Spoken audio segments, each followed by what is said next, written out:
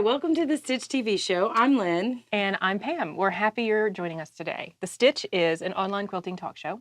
It is the perfect soundtrack to your sewing room. That's right. Join us as we chat about current topics in the quilt world, fun projects, tips, and stories about our own quilts.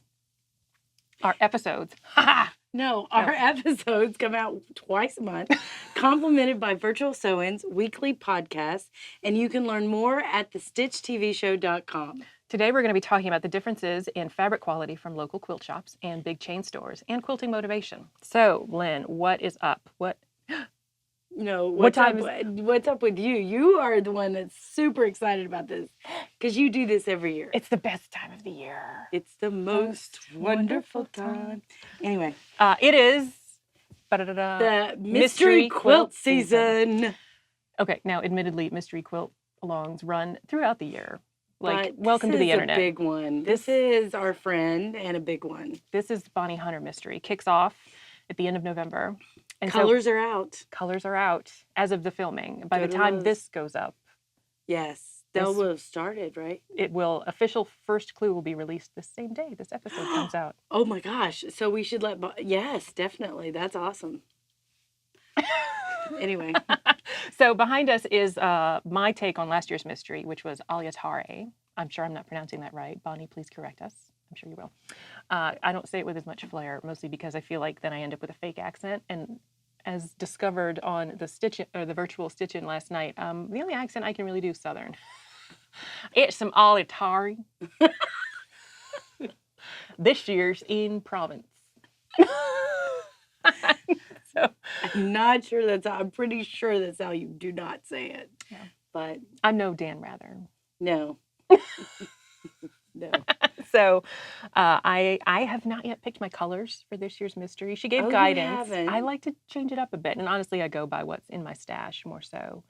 So she's got 2 shades of purple. There's 2 shades of yellow, purple, a pink that's consistent. The magenta, yes. The magenta pink is consistent. And then neutrals, yellows, and a green. Yeah. I think I'm going to go wacky and maybe put a neutral in for one of the colors and pick a color for where the neutrals are supposed to go. Wow. That'd be good. I always love her stuff. Oh, yeah. I mean, they always turn out so interesting. And I like how you change this one. Of course, the fact that it's got orange in it sure doesn't disappoint me at all. What's up? Shocking. Okay. So it starts soon. Now, are there any tips that you would give people who've not done a Bonnie Hunter mystery quilt? Any tips that you would give them? Because you've done several. Yeah, I've done them for 3 years, I think. So a lot of people get overwhelmed by the sheer number of pieces, and a lot of people also get hesitant about committing to a mystery, not knowing what it's going to look like. And so you try to look at previous year's mysteries and think like, ooh, I don't know if I'm going to like it. And honestly, consistently, she does smaller pieces. So it is 2-inch or 2.5-inch like strips or squares or half square triangle units that you start with. So being prepared for that size of scrap, is it more of a mental prep thing? Well, I think if you do her whole scrapping technique of then you kind of cutting, pulling from stash. you're pulling, and that's her whole point. I mean, I think that's her strategy in dealing with scraps and stuff. So she uses from her scrap sizes. So I think if you've got that built in, it's going to help you. But I liked your technique that you talk about of how set a goal. I can do 20 half square triangles at this. Yeah. For a half an hour, I can get 20 half square triangles down. And then that's all. Then, you walk away, do something else, then come back and go, all right, I can get 20 more half square triangles done. And the great thing about Bonnie's quilt along is it is very much a teaching quilt along. Now she's got a new ruler out. Oh, really? Which sold out. Oh, really? And then she just got more in. So she's been filling orders on that. She'll post on Instagram. I did see that. Yeah, I did see that. That's what that is. Yeah. So I know she's teaching specifically how to use her new ruler. In the past, she's used the easy angle and the companion angle. Right. And those are the 2 that I use just because that's what I have. And her mystery setups, it's like, okay, first week, go cut, make 240 half square triangles of this particular size out of these 2 colors. And so that week is all about cutting those pieces and sewing those pieces together. And if you get, if looking at the number 240 or 172 or whatever it is, kind of gives you a little bit of a heart attack, you just break it down and say, okay, maybe you don't want to make a quilt. Usually her quilts come out fairly large, like full size. Sometimes, depending on the borders, could be up to queen size. So you could always make a smaller number of those units, just be like, I'm only going to make 100, which may still feel overwhelming. But if you do 20 of those or 25 of those for 4 nights, then you're there. Yeah. Spend one day cutting, another day, you know, like I'm just going to sew 25, and another day 25. And so by day 6, you're done. Well, and I think that she really does, her instructions break it down really well. I mean. And if you want tips on making half square triangles, or you want tips on whatever this unit is that I keep forgetting the name of, square and a triangle, or, you know. Right. Great instructions and like step-by-step pictures. It's a great mystery. Yeah. Everybody loves it. And I love how they all turn out different because she's very scrappy, scrap-oriented, and that's her thing. They all look so different, even if they are the same colors. It's a great mystery. Great. Yeah. So everybody do Bonnie Hunting Mystery. They'll have fun. You'll have fun.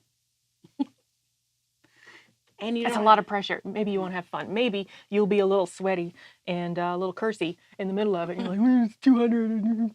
No, but then you get a good quilt out of the whole, that's kind of the whole process thing too. Yeah. And there's a little bit of an I Spy nature to it when you're using scraps. So we've got like Star Wars fabric and some weird giraffes and just all kinds of weird little things. The weird giraffes. The one year I did it when I had the perfect accidental fussy cut of like Yoda's face from some Star Wars fabric, and that it was one just was like freaky, giving you the stink eye. Yeah. She came over here and quilted it. I was like, I don't know, that's kind of weird.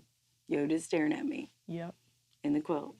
So, what else do we need to talk about today? So, we're going to dive into our first topic, which is fabric quality. Oy, fabric quality. So, scientifically, Lynn, is there a difference in fabric that is sold at a large chain store versus a local quilt shop? Yes. I mean, yes and no. It depends if the chain store buys quilt shop quality fabric, which some of them do, and some of them do carry a finer quality. But there is a difference in the gray goods. It's not so much in the gray goods as much as it is in the finishing process. Okay.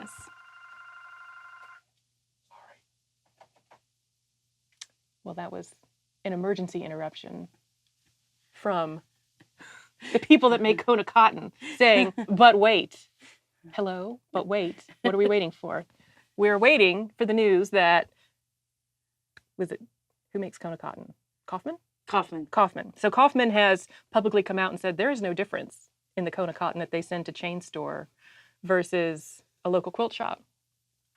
So yes and no is the correct answer on is there a difference, because it depends on the manufacturers. Some artists... Right. Okay, I can see where that would be very true. Some artists and designers specifically contract such that their manufactured fabric cannot be sold to anything but a local shop. True.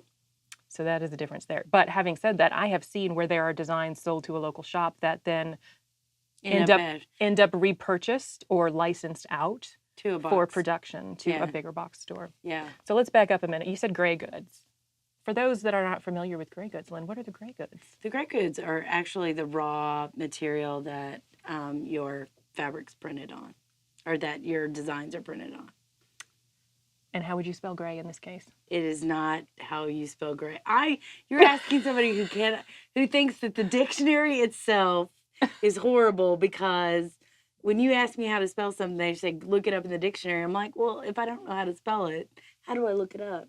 But it's not spelled like Grey. Or Gray. Or Gray. It's like got an I in there and it's a G. Greige. Yeah. That'll be in the show notes. I have to type it into Google. Google knows everything. Oh, yeah. So you type it in and you get close and they say, did you really mean this? And I'm like, yes, I did. Thank you, Google. Thank you, Googles. I love you. You know how to spell. Hooray. So, gray goods is the material that your designs are printed on. And how could you change the quality of the gray goods? Like, what components go into that? I'm quizzing her. I know all the answers, but I'm quizzing her. I think you change the quality of the gray goods by the processing of the thread that goes into. So processing of thread, number of threads like, per square inch. Yeah, like you think about, you go to the store and buy, sheets with 300 thread count. That should be to 300 threads per inch. Square inch. So 300, so that brings up the question of using sheets for backing with a different thread count than the fabric on top of the quilt. I know people who do it. I think we've seen it done in history. Yeah. All the time. I don't do it. It's, I think it depends on how high the thread count is. It can be tougher to sew through. Yeah, that's like saying that batiks are harder to sew through, which they can be. So, I mean, it's similar to that. It's not like you're sewing through concrete or anything, though. I don't know that there's a huge amount of difference when you're talking about a long arm that's, really pounding in, needles compared to, hand sewing. And that gets to the difference too between a sharp needle, right, and was it universal or embroidery needle? Yeah, embroidery needle. We should do one on needles. We should do a topic on needles.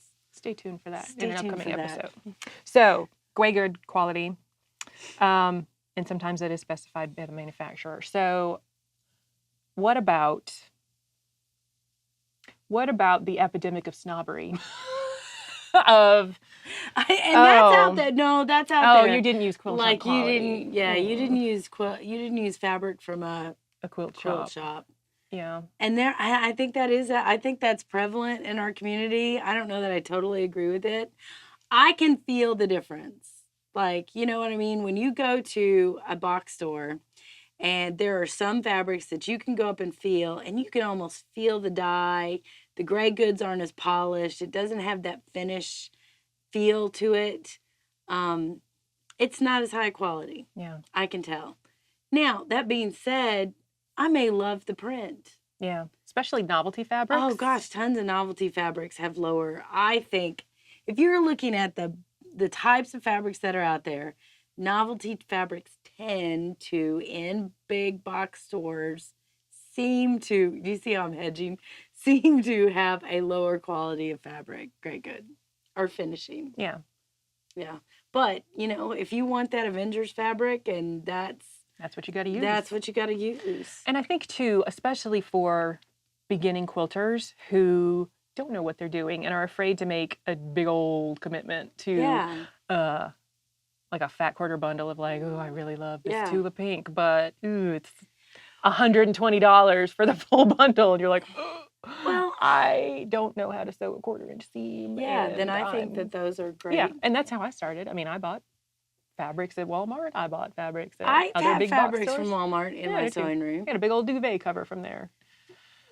Because I think that they're, okay, here's one instance I bought fabric from Walmart. So my nephew was into cars, and I had... The Disney movie or just the idea of vehicles? No, the Disney movie. Got it. The Disney car movie. And I knew he was into cars, and I had bought one of those 3-yard bundle things with a cute little pattern at one of the quilt shows that we were at. And one of the fabrics had cars in it. And I needed to make several quilts. So I made, 4 different ones. Well, I was going to make him the Cars quilt. It wasn't cars, Disney cars. It was just cars on novelty fabric that were nondescript, right? So he was here and he goes, but Aunt Lynn, those aren't real cars. So she got schooled. I got schooled. So I was off to, and the only place that was carrying cars, Disney Cars fabric, was Walmart. So I went off to Walmart and bought some Cars fabric. Now, I made that quilt for him that he drug around the house and through the mud and with the dog. And you know what I mean? I knew that quilt was not like heirloom, quilting, all this other kind of stuff. So, he had Cars fabric quilt. So he's happy. But since then, I think Disney and some other, big novelty kind of iconic images are printing on more with the processing for local quilt stores. Yeah, because I've seen a lot more pop up. And Hanna-Barbera stuff and Star Wars things. DreamWorks. DreamWorks, definitely. They're doing the whole Minions line. They're doing a lot more, I think, for the local quilt shop. So you can get that. Yeah. Frozen was big a couple years ago. Some might say it's still big. It is still Not big. in my house. Frozen was huge. My niece loved the Frozen quilt last year. She thought it was great. So I don't think you should totally say, well, I'm never buying that fabric. I will say this though, if it is not finished as well as local quilt store fabric is, wash it. Wash it, wash it, wash it. Shrinkage and dyes will come off easier if they're not processed as much. I have particularly found that with flannels, more so than regular cottons, where I have had flannels and homespuns. And normal fabric shrinkage, I think, is 1 to 3%. I sort of say it's pretty small. It's pretty small comparatively, and so the we're not going to get into the debate of should you pre-wash or not pre-wash. The deal is if you pre-wash fabrics, pre-wash all your fabrics. Don't be like, oh, I'm sure this one's fine. I'm not going to pre-wash it, but I'll pre-wash everything else in the quilt because it will shrink unevenly when you go to wash it. Yeah. But if you're buying lower quality fabric, which I don't think that there's anything wrong with that. I think if you can only afford Walmart or can only afford some of these box change, or that's all you've got near you. Or that's all you've got near you. Yeah. Exactly. And it is scary to order online if you can't touch and feel, I think, sometimes. Yeah, I have been burned by that, both in terms of color match and quality of fabric. Right. So if that, just pre-wash, I think you're good. So going back to the whole shrinkage thing, I bought a bolt of red flannel at a big store and thought, well... With a coupon. Well, and it was like, I'm sure, a Black Friday sale. So the bolt, like buy the bolt and get 75% off or some crazy deal. Yeah. And I was like, well, I will wash this first because I will be a responsible person. No, and it was red flannel. So red's more likely, for whatever reason, it's more likely to darken when you press it. And we still don't know why. I don't know. And it's more likely to bleed, I think. Yeah. And I have washed that fabric like 7 times. And first of all, it shrank from a 42-inch to about a 36-inch width. Wow, it was big. Incredible. So it's flannel though. With flannel. So be cognizant of your flannel. Now. Oh, wait. Be cognizant of batiks too. Yes. If you're buying from a big box store. When I first started quilting, I bought this batik there and I didn't use it for a few years. Finally put it in a quilt, used it, washed it before I gave it to my friend because it was a present. Oh my word. I used a whole box of color catchers. And it was blue batik. It was the first color catcher I used. I probably washed it 6 or 7 times. The first color catcher I used was navy blue when it came out. It went from white to navy blue. And it's almost like you had to study and value because each color catcher was just a little bit lighter till we got really close to white. And then I was like, okay, I can give it to her. So batiks are another one. And I had that with a red fabric. Dye. With a red fabric that came from a quilt shop, though. It was a wide back. Remember? That was like early episode 102 or 103. We'll put a link in the show notes where we talked about how to save that. Blue Dawn as a recap. Saved it for you. Okay. One more thing on this topic. So, when you are going to a class, do you take your good fabric or do you buy maybe a lower quality, cheaper fabric? If the class project is a technique or something that you're maybe not sure about, what do you do, Lynn? I take what I want. That is never a consideration. Huh. Like, I don't go to a class and go, oh, I'm going to use my cheap fabric or I'm going to use my good ugly fabric. Project.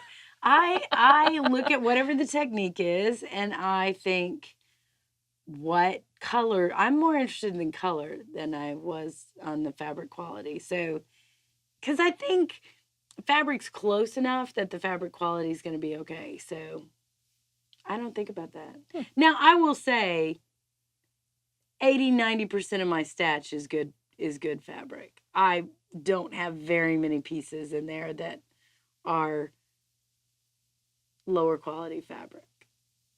And so I don't think that's even a choice simply because most of my stuff's the good stuff. But now I never think about that. It's all color. Yeah. I will say when I go to classes, I pull from my stash. I don't tend to buy fabrics just for a class. The exception being a One Block Wonder where I thought, well, I will buy 7 panels to do this technique. Right. And if you're not familiar with that, we'll put a link in the show notes to what that is. If it's a class that we're making a certain thing and it's not a technique, then I may buy fabric. But if it's just a technique, I'm usually pulling from my stash. Okay. Yeah, and it's got orange in it. Just FYI. Shocking. Speaking of orange, we're going to take a quick break to look at the Aliatari quilt behind us. Again, that was designed by Bonnie Hunter, and we will be right back to talk about motivation.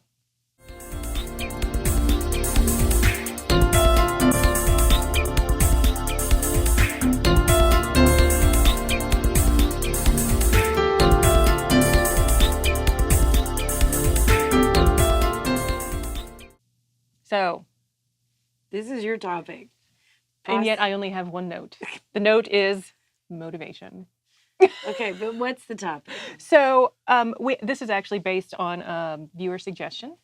And they were curious about our process and how we get motivated in quilting and whether we get more excited by the process of quilting or the finishing of quilts. Oh, I know. I think I know what your if you had to choose between those two, what's your answer? Oh, absolutely finishing. See, me process. See, there you go. I knew it. And that's the show. Thank you. Thanks for playing. And how are we friends again? I'm just confused. So no, go ahead. So your whole goal with the process is get to the finish, right? Absolutely, yeah. Oh no. I see no point in taking a drive without going somewhere at the end of it. And if you're like, well, I want to end up back at home, like, why are you even in the car? Like, get out of here. So my husband and I fundamentally disagree about this. So he's like, let's just get in the car, go for a drive. I'm like, well, if you want me to puke, sure, because you're going on all these windy roads. I'm with you on that. I'm totally with you on the whole drive thing. But that being said, do you do, like, I just had a quilt that I started in a class, and it's been up on my design wall for, I don't know, 3 months now. And I just can't get motivated to finish it. Like, I don't like the technique, or I've been frustrated with the process of it. So I just took it down last night. I was like, I'm done. I've got other stuff I've got to do and that I need to get done. And I'm holding up that because I'm feeling like I have to get this one done. And so I'm like, I had to give myself permission to go, I'm never going to get this one done. So if that were me, because I know what quilt you're talking about. I'm never going to get it done. And so I'm going to take it down so I can move on to other things that are A, more interesting, or B, I have the Stitch TV show deadlines for that need to get done that I was putting off because of this. So it was stalling me creatively. So I was like, well, let's take it out of the game then. I don't need it to stall me anymore. I need to get this other stuff done. So I took it down. Okay, so Lynn is much better about giving herself permission to leave something unfinished. That would haunt me. And I would be like, that is sitting in my sewing room. And it is giving me the stink eye. No, it's like, you're never going to finish me. And I'm going to sit here and you're a failure. And your mom probably doesn't love you anymore. No. Just because you don't finish a project. Oh, yeah. Oh, my gosh, yeah. Oh, really? Oh, why do you think I like finishing things? Because people will stop loving me if I don't. Oh, it's my brand, Lynn. No, you just give yourself permission. You say, hey, I'm not going to do this. This is stopping the creative flow of things that I do want to get done. So let's just take it out. I don't have to deal with it anymore. I can put it away. There's nobody there's no quilt police out there. There's quilt police in my head, There's Lynn. no quilt police out there. Give yourself a break. There's no quilt police out there that's going to say, oh my gosh, you didn't finish that project. That quilt police is in the form of a spreadsheet called Sunday Stash. Then you just need to highlight that and hide that row. You can do that in Excel, I know. You just highlight the row and hide it. And you never have to see it. Can I just say, though, that the difference between hiding a row in Google Drive and hiding it in Excel is a giant pain in the tuchus, because it's like control minus. But you do that in Excel, it hides the row. You do that in Google Drive, and it just shrinks the screen. And now there's just more failure available on the screen for you to be taunted by. I actually know this, because I had no idea that there's a difference in Google Drive or Excel. Production staff is backing me up here that it is completely annoying. So Google, please get on that. We love you in the first segment. This segment, you're dead to me. Get out. Poor Google. I think they'll live. Okay, so because you're all about the finish, though, is it which I know you are because like you have end of the year reports and There's stuff graphs. like that. Oh, graphs. I'm so ahead this year compared to last year. Last year was a stinker. But you did a fantastic Hogwarts library quilt that was extremely difficult paper piece. To me, your skills got better by doing less quilts. Shut up. So if I do less quilts but they're higher quality, then the process becomes more important than the number of finishing. It's quality versus quantity argument at that point. And I'm all about quality. So I do know. She's like, No. I mean, it is pressure that I've put on myself. So it is pressure in terms of being honest with the spreadsheet and tracking what fabric I use. And I'm at a point where I cannot make the quilts I want to make with my stash. So I am having to buy fabric. And do not think that it doesn't make me itchy to like put something in the ad column. I'm like, oh. But and I offered her some blocks. I was going through my stash and I offered her some blocks last night. She was like, I'll look at them. I don't know. Well, no, because I also have deadlines. And so I know. If they don't fit with the other fabric I've got in mind for the project, then that's not going to work.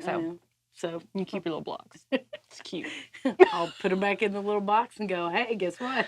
But I also think, like I have, as part of my process, and I don't really have a goal around it, but I know I want to keep creating quilts to be donated for community service because that's part of what I do. Right, and I think, and it gives me an outlet for something that maybe doesn't appeal to me or I don't have in mind as a gift for someone else that, I keep making those quilts too. So historically, it's been about a third of the fabric I use goes towards something for community service. Right. Now, usually it's quilts, it could be pillowcases, it could be zip pouches or whatever it is. And especially given that I am in a leadership position in our guild for leading the evening meeting where I feel like, I need to continue to set an example. And so that is like, I got to finish the quilt. I got to get on this. And so that is pressure I put on myself. Now, having said that, when in 2018, I'm not in the leader and this is going on film, y'all, someone else better step up in 2018. I'm going to be out. We do know who people who watch this show who are in the guild. So in 2018, will that still be a pressure? Yes, because I think that is a habit that I've built up for myself that I want to continue with. Right. Now, granted, these quilts are much smaller. They are not big old honking full size quilt like the one behind us. They're not size, heirloom quilted and I get that. You got to know your market.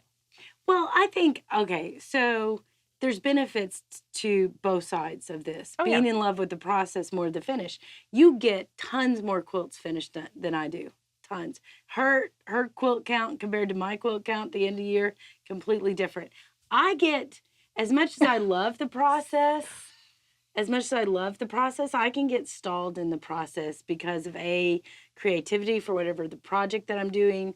Do I feel like I have the full skill set and knowledge to complete it? Am I stuck on a technique? Am I just lost interest in it because it's not, my husband calls me a squirrel. He says, look, here's a new, I will have 4 or 5 things going on at the same time. I mean, if you go in my sewing room, there's probably 5 different projects out and in different statuses of where they are.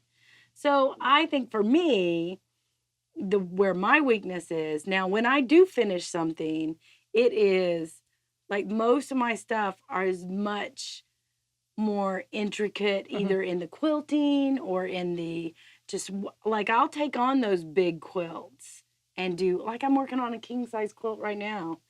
I take on the big projects where I don't do a ton of smaller projects. I take on the bigger stuff.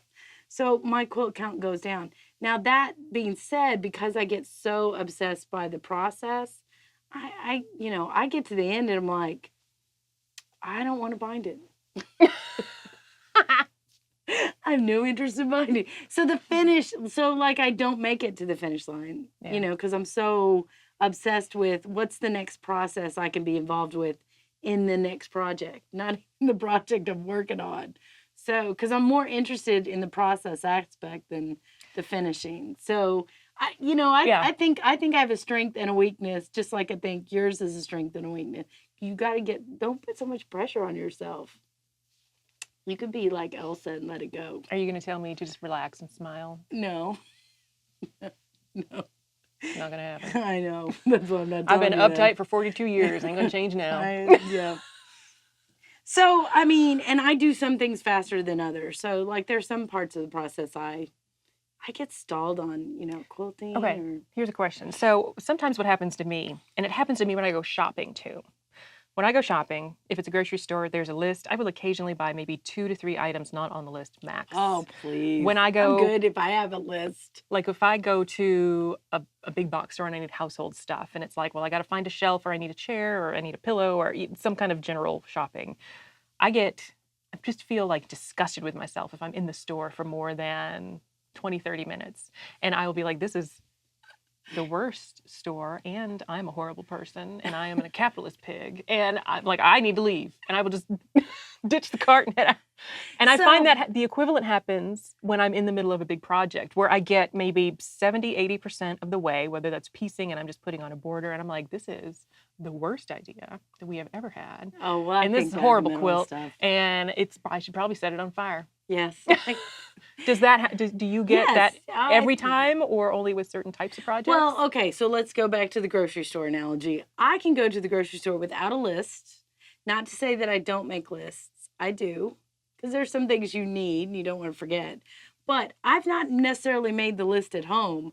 I've made the list in my head or on a scrap piece of paper at the restaurant before I go. I'm not looking through my cabinets and refrigerator thinking whatever. I don't know what I want to make for dinner till I get to the grocery store half the time. And I can walk down every aisle because you could see the new stuff that they may have brought in to, maybe buy. Like, for me, it's a whole experience. Like, you don't go down every aisle. My rut is very comfortable. No. So, like, I'm like, what all is out there? What are my choices? So it's very much the process of, and then you have to stop at the grocery store we go to. They have the little cook person who makes the little dinner thing with the little card. And then they have all the ingredients for the dinner. Like, you have to try that and see if it's any good. And then you get the card or don't get the... Yes. My goal in the grocery store is to get the groceries on my list because I'm interested in being finished with the grocery store. You're interested in being in the grocery store. Yeah. Yes. And seeing what's there and just the whole experience of it. Yes, exactly. It's a grocery store. No, there could be a new... barbecue sauce you haven't tried yet that you should look at. Why? I have a perfectly good barbecue sauce we like. Why do I need to try a new one? No, that's so limiting.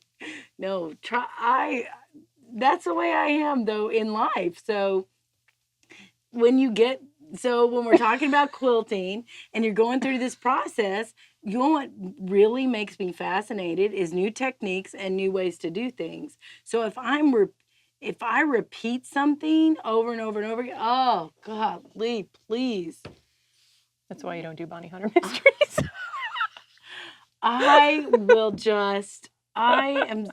Unless there's something now, I will say this. I have made the same quilt several times, but I have done something different to it every time that isn't interesting to me.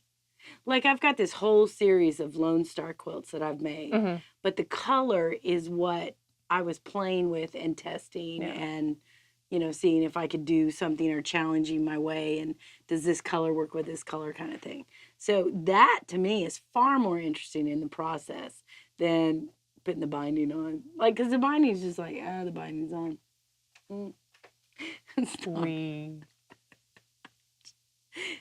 And I know you get to call it done and all that good stuff, but more interested in the process. That's probably why I have so many quilt tops backed up or, and why it takes me so long to quilt a quilt, because I want that perfect design that matches that block, that looks with the perfect thread. And I will spend hours sketching.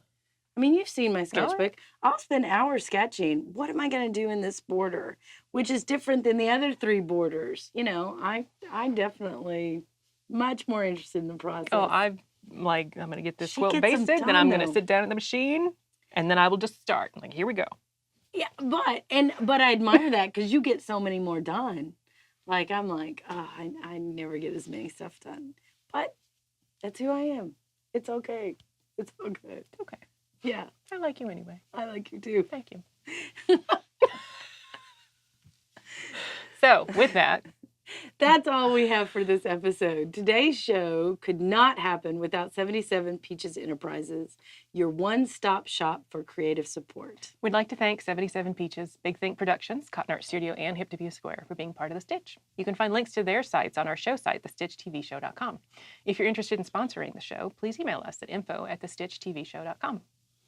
And that's all we've got for this episode. If you've enjoyed the show, please like us on YouTube, Instagram, Twitter, Facebook, Google+, and share it with your friends. The next virtual sew-in is going to be Friday, December 9th at 7 p.m. U.S. Eastern, broadcast on our channel here on YouTube and Google+.